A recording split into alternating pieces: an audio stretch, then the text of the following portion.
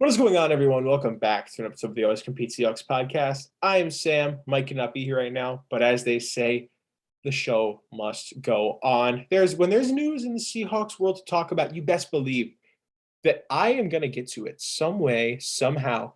I'm going to get to it. I'm going to be discussing a few things that have happened recently, more specifically in the last 2 days. I'm not going to be breaking down signings. That is for another video. So you guys are going to have to wait on thoughts on Uchenna Nwosu, Artie Burns, Austin Blythe. However, I will be breaking down a potential signing in this video, and I'm also going to be breaking down some reports that have come out recently. It's March 17th. Happy St. Patrick's Day for those who are watching this. But we're going to be breaking down, first thing we're going to be breaking down is news from yesterday, where a report came out that Trent Brown will be visiting the Seattle Seahawks today, being March 17th. He's going to visit the Seattle Seahawks today, and Trent Brown is a big kahuna. He's a name who's played really, really, really good football at the right tackle position in the past. I say he's a big kahuna metaphorically and literally physically. The man is 6'8". I think he ranges in about 330, 340. He's absolutely huge, and he plays really, really good ball. He's a strong run blocker. He's a great pass blocker. He's got pretty good finesse for a guy so big. He's a little light on his feet at the position. He's very, very talented. Very, very good. I mean, the fact that we're bringing him in is very much interesting. He said that there's a few teams in the mix, that, the Patriots are still in the mix, the team that he was on last year. So this is far from a done deal. However, the fact that he's visiting, most of these visits usually end in a signing. I imagine that they want to get a look on his physicals because the main issue has been those injuries. Trent Brown is a very injury-prone player. He's played 16 games once. And to his credit, that year he was a Pro Bowler. But, when you only play 16 games once, it's a big risk. I think you can easily get around that in a contract by putting in a lot of the top-tier stuff in the deal as like a way to get the best money is put in incentives on games played, put in incentives on snaps played, all that stuff. If you play 10 games, you get a certain amount of money. If you play 14 games, you get a certain amount of money. Stuff like that, which incentives like that are very common. They happen all the time. So it wouldn't be like offensive to him being like, hey, just in case if you don't play, we're not going to give you money. So Trent Brown, I mean, the man is huge. He's a great tackle. I'm a little confused on what his role will be because I thought Jake Curran was pretty much a lock for that right tackle role. Trent Brown has only played right tackle in his career. I'd imagine that we'd probably move him to left tackle if we sign him, because they said that they see him as the cornerstone of the offensive line. Usually that cornerstone of the offensive line is the left tackle. So I would imagine that they might try to position him at left. You can have Jake Curran running right. You can have Gabe Jackson at right guard. You have Austin Blythe at center, and then you rock Damian Lewis at left guard, and then you have Trent Brown at left tackle. That's a pretty damn solid O-line. And I mean, I think that it would really at least give Drew Lock a chance to succeed on this team and in this offense. I'm a little shaky on that injury history. Do you really want to go out paying a guy all that money? And once again, there's a chance he might fail his physical as well. There's a chance that he might not pass his physical, which he is taking today.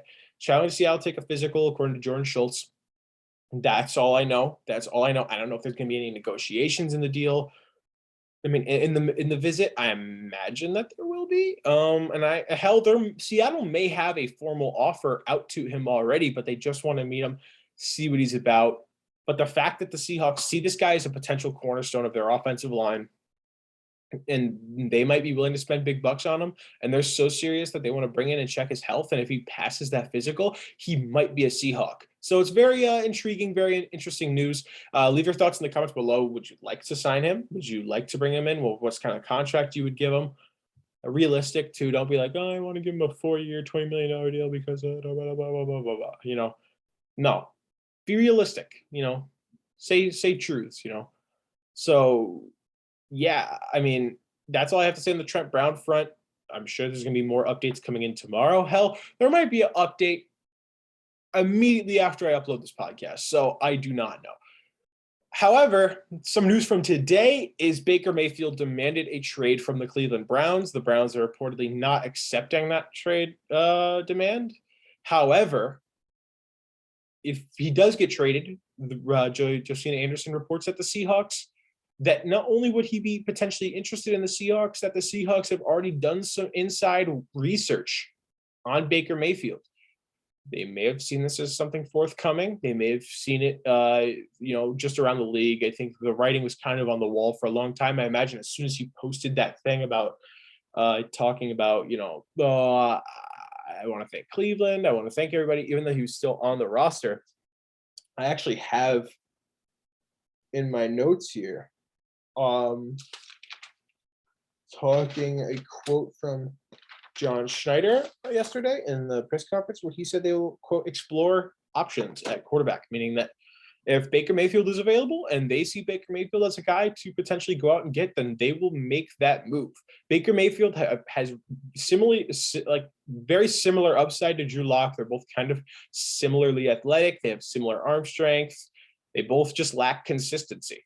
Baker also battled a lot of injuries last year. They both have had things holding them back. One side is Baker's injuries. The other side is Drew Lock's coaching and kind of the fan base as well. I mean, Baker Mayfield will probably not be a Cleveland Brown. And realistically, the money there is not, I mean, the compensation they're looking for, from what I understand, is not much. They're looking for a second or a third that can turn into a second. The Seahawks have 2 seconds this year and next year. I'm sure that if John Schneider feels comfortable in going out and getting Baker Mayfield as their quarterback this year, which realistically is a quarterback that you can compete with. I'm not sure about if Drew Lock is a guy that you can go out and compete with right away. That's kind of an issue. However, I think Baker Mayfield is a guy who, if he's on point, can win games. He can win games for you. He's never really been awful besides last year where he had all those injuries, and I'm not really sure how those are going to linger. So I imagine that would be a problem. Also, he's going to be making about $18 million this year, which is much more than Drew Lock is making. And he's also been described as childish. So I'm not really sure if he's the guy that you want to bring in right now to be your starting quarterback. I think he would probably give you your best chance to compete. But I think that if you want to spend $18 million on a quarterback, go out and get a Jameis Winston. Go out and get Marcus Mariota for $10 million. If you really see that, I don't really want to give compensation. I think that Drew Lock and Baker have similar upside.